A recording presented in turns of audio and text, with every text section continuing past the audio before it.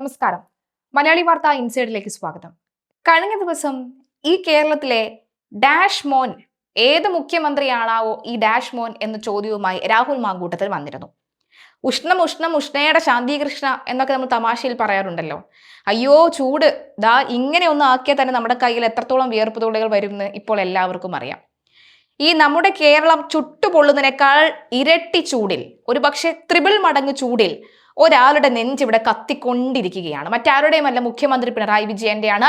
അടുത്ത മാസം 4-ാം തീയതി ആകുമ്പോഴേക്കും ആ തീ അണയാനുള്ള സാധ്യതയുണ്ട്. കാരണം എന്നേക്കുമായി ആ തീ അണയാനുള്ള സാധ്യത ഒരു പക്ഷേ കേരളത്തിലെ ജനങ്ങൾ ആ ബാലറ്റ് പെട്ടിയിലൂടെ അറിയിക്കും എന്ന് പലരും പറയുന്നുമുണ്ട്. എന്തായാലും അത് കാത്തിരുന്ന് കാണാം. കാരണം തെരഞ്ഞെടുപ്പിന്റെ റിസൾട്ട് എന്ന് പറയുന്നത് എപ്പോഴും മാറി മറിയാനുള്ള സാധ്യതയുണ്ട്. പ്രത്യേകിച്ചും ഈ ആക്രാന്ത മൂത്ത് കോൺഗ്രസ് കിടന്ന് കാണിക്കുന്ന പല കാര്യങ്ങളും ജനങ്ങൾക്ക് ഒരു അവമതിപ്പ് ഉണ്ടാക്കുന്ന തരത്തിലേക്ക് കാര്യങ്ങൾ നീങ്ങിയിട്ടുണ്ട്. എന്തായാലും അതവിടെ നിൽക്കട്ടെ. പക്ഷേ കോൺഗ്രസിൽ നിന്ന് പുറത്താക്കി, എന്നാൽ കോൺഗ്രസിനേക്കാൾ വളരെ ശക്തമായി ഇപ്പോഴും എപ്പോഴും നിൽക്കുന്ന രാഹുൽ മാങ്കൂട്ടത്തിൽ കഴിഞ്ഞ ദിവസം മുഖ്യമന്ത്രി പിണറായി വിജയനെ ഇട്ട് ഊക്കിയത് എല്ലാവരും കണ്ടതാണ്. അതിന്റെ ഭയത്തിലാണോ എന്നറിയില്ല. എന്റെ പൊന്ന സുഹൃത്തുക്കളെ, സഹോദരന്മാരെ, നിങ്ങൾ ദൈവത്തെ ഓർത്ത് കറണ്ട് കട്ട്, ലോഡ് ഷെഡിങ് മാത്രം നടത്തരുതേ, അത് നിങ്ങൾ ഇനി എന്ത് വേണമെങ്കിലും ചെയ്തോളൂ എന്ന് പിണറായി വിജയൻ ഇലക്ട്രിസിറ്റി ഉദ്യോഗസ്ഥരെ, വൈദ്യുത നിലയങ്ങളിലെ ഉദ്യോഗസ്ഥരോട് കാല് പിടിച്ചു പറയുകയാണ്.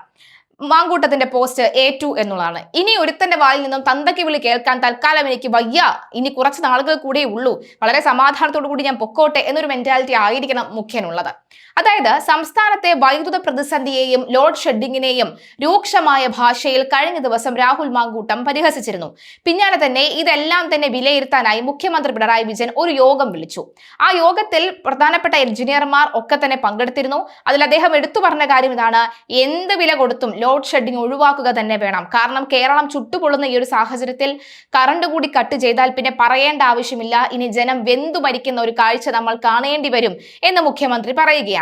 കാരണം വെന്ത് മരിച്ചുകൊണ്ടുള്ള വേദനയൊന്നും അല്ല കേട്ടോ. കാരണം അങ്ങനെയെങ്കിൽ പാമ്പ് കടിയേറ്റ് 7 പേർ മരിച്ചിട്ട് അതുമായി ബന്ധപ്പെട്ട് കൂടുതൽ ദ്രുതഗതിയിൽ എടുക്കേണ്ട നടപടികൾ, ആദ്യ മരണം റിപ്പോർട്ട് ചെയ്തപ്പോൾ തന്നെ എടുക്കേണ്ട നടപടികൾ എടുത്തിരുന്നുവെങ്കിൽ ഒരുപക്ഷെ 7 മരണങ്ങൾ സംസ്ഥാനത്ത് സംഭവിക്കില്ലായിരുന്നു എന്ന് കൂടി എടുത്തു പറയണം.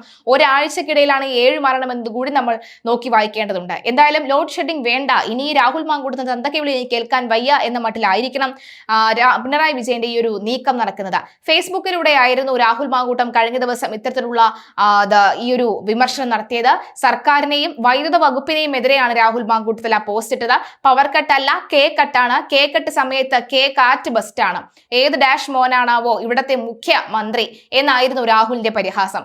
സംസ്ഥാനത്ത് പ്രഖ്യാപിതവും അപ്രഖ്യാപിതവുമായ വൈദ്യുത നിയന്ത്രണങ്ങൾ തുടരുന്നതിനിടയിലാണ് സർക്കാരിന്റെ കെ ബ്രാൻഡിങ്ങിനെ കൂട്ടുപിടിച്ച രാഹുൽ മാങ്കൂട്ടത്തിന്റെ വിമർശനം. കഠിനമായ ചൂടിൽ ജനങ്ങൾ അലയുമ്പോൾ വൈദ്യുത ബോർഡ് നിയന്ത്രണങ്ങൾ ഏർപ്പെടുത്തുന്നത് വലിയ പ്രതിഷേധത്തിന് ഇടയാക്കിയിട്ടുണ്ട്.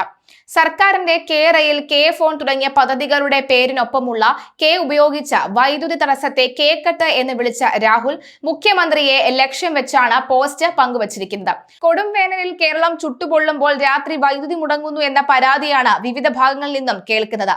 എന്തിനേറെ പറയുന്നു, വീട്ടിൽ വൈദ്യുതി മുടങ്ങി എന്ന പേരിൽ യൂത്ത് കോൺഗ്രസ് ഈ പറയുന്ന ഇലക്ട്രിസിറ്റി ഓഫീസിൽ പോയി കിടന്നുറങ്ങി സമരം ചെയ്ത നീക്കം വരെ ഉണ്ടായിട്ടുണ്ട്. രാത്രിയിൽ വൈദ്യുതി മുടങ്ങുന്നതോടുകൂടി കിടന്നുറങ്ങാൻ കഴിയുന്നില്ലെന്ന പരാതിയാണ് സോഷ്യൽ മീഡിയയിലും മറ്റും കാണുന്നത്. ഇപ്പോഴിതാ വൈദ്യുതി മുടങ്ങിയാതിരിക്കാൻ പരമാവധി ശ്രമിക്കണമെന്ന KSEBിക്ക് നിർദ്ദേശം നൽകിയിരിക്കുകയാണ് മുഖ്യമന്ത്രി വിളിച്ചു ചേർത്ത യോഗത്തിലാണ്, ഉന്നതതല യോഗത്തിലാണ് ഈ നിർദ്ദേശം. വൈദ്യുതിയുടെ ആവശ്യകത കൂടുകയും ലഭ്യത കുറയുകയും ചെയ്തതോടുകൂടിയാണ് രാത്രിയിൽ വൈദ്യുത വിതരണം മുടങ്ങുന്ന സാഹചര്യത്തിൽ കേരളം എത്തി നിൽക്കുന്നത്. ഉന്നതതല യോഗമാണ് ഇക്കാര്യങ്ങൾ നിർദ്ദേശിച്ചത്. വരും വർഷങ്ങളിലും ചൂട് കൂടുമെന്ന മുന്നറിയിപ്പുണ്ട്. കേരളത്തിൽ എയർ കണ്ടീഷണറുകളുടെ ഉപയോഗം ഇനിയും കൂടും. ഇക്കാര്യങ്ങൾ മുന്നിൽ കണ്ട് വൈദ്യുത മേഖലയിൽ ആസൂത്രണം നടത്തണമെന്ന് യോഗം നിർദ്ദേശിച്ചു. അതുകൊണ്ട് തന്നെ ഈ ഒരു ഘട്ടത്തിൽ നമുക്കറിയാം ഇനി സംഭവിക്കാൻ പോകുന്നത് എന്തൊക്കെയാണ് എന്നുള്ളത്. ഇനി വരും ദിവസങ്ങളിലൊക്കെ തന്നെ ഈ പറയുന്ന ചൂട് കുറഞ്ഞു വരില്ല, പകരം ചൂട് കൂടിക്കൊണ്ടേ വരുള്ളൂ. കാരണം ഇപ്പോൾ നമ്മൾ അനുഭവിക്കുന്ന ചൂടായിരുന്നില്ല കഴിഞ്ഞ വർഷങ്ങൾ നമ്മൾ അനുഭവിച്ചു കൊണ്ടിരുന്നത്. അതിനേക്കാൾ 2, 3, 4 ഇരട്ടിയാണ്. ഇപ്പോൾ EMI ഇട്ടൊക്കെ തന്നെ AC കിട്ടുന്നത് കൊണ്ട് തന്നെ AC ഓഫറിൽ വാങ്ങുകയും അത് ഫിറ്റ് ചെയ്യുകയും വളരെ വലിയ രീതിയിൽ കറണ്ട് വരികയും ഒക്കെ ചെയ്യുന്നുണ്ട്.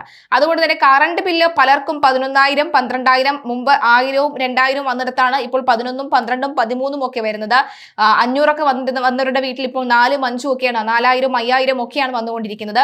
മറ്റൊന്നുമല്ല, AC-യുടെ ഉപയോഗമാണ്. കാരണം പറയാതിരിക്കാൻ വയ്യ, അത്രയും ചൂടാണ്. AC ഉള്ളവർ ഒന്ന് ഓൺ ആക്കി അതിന്റെ സുഖം പിടിച്ചു പോയി കഴിഞ്ഞാൽ പിന്നെ ഓഫ് ചെയ്യാൻ കുറച്ച് പാടാണ് എന്ന കാര്യത്തിൽ സംശയമില്ല. എന്തായാലും ഈ ഘട്ടത്തിലാണ് ഇല്ലാത്ത പൈസ മുടക്കി ഒരുപക്ഷെ കറണ്ട് ബിൽ അടയ്ക്കാം, പക്ഷെ കറണ്ട് കട്ടുകൂടി വന്നാൽ പിന്നെ പറയേണ്ട കാര്യമില്ലല്ലോ. ഏതായാലും മുഖ്യനെറ്റ് കൊടുത്തത് അങ്ങ് കിട്ടിയിട്ടുണ്ട്.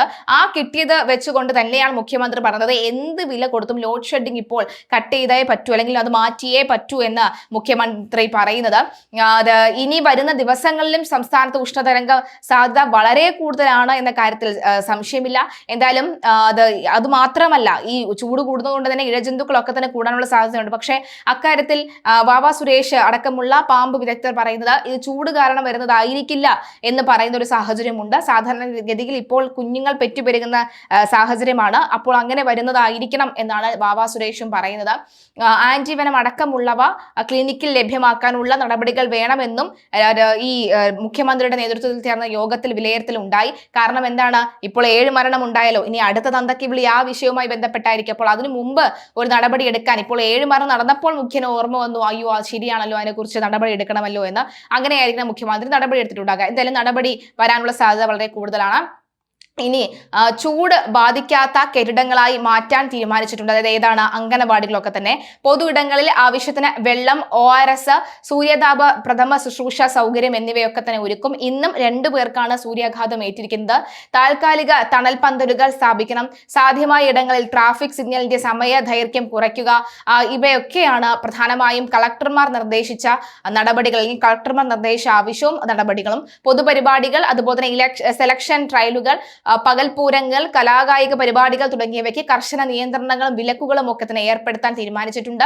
വഴിയോരങ്ങളിലും കവലകളിലും ബസ് കാത്തിരിപ്പ് കേന്ദ്രങ്ങളിലും ഓട്ടോ ടാക്സി സ്റ്റാൻഡുകളിലും കുടിവെള്ള ലഭ്യത ഉറപ്പാക്കാനുള്ള അടിയന്തര നടപടികൾ സ്വീകരിക്കാൻ ജല അതോറിറ്റിക്കും നിർദ്ദേശം നൽകിയിട്ടുണ്ട്. ചൂട് നേരിടുന്ന പശ്ചാത്തലത്തിലും കർമ്മ പദ്ധതിക്കും രൂപം നൽകാനും യോഗം നിർദ്ദേശം നൽകിയിട്ടുണ്ട്. എന്തായാലും മുഖ്യമന്ത്രി ഒരു ഇടപെടൽ നടത്തട്ടെ, ലോഡ് ഷെഡിംഗ് ഇല്ലാതാവട്ടെ. കറണ്ട് ഉപയോഗിക്കുന്നത് കൊണ്ടാണല്ലോ കറണ്ടിന്റെ തുക നമ്മൾ അടയ്ക്കേണ്ടി വരുന്നത്. ആ ബോധ്യം ഇവിടുത്തെ നാട്ടുകാർക്കുണ്ട്. അപ്പോൾ നിങ്ങൾ നമ്മുടെ ജനങ്ങളെ, അല്ലെങ്കിൽ നമ്മളെല്ലാവരെയും ഒന്ന് കാറ്റുകൊണ്ട് ഉറങ്ങാനെങ്കിൽ നിങ്ങളൊന്ന് വിട് എന്ന് മാത്രമേ പറയാനുള്ളൂ.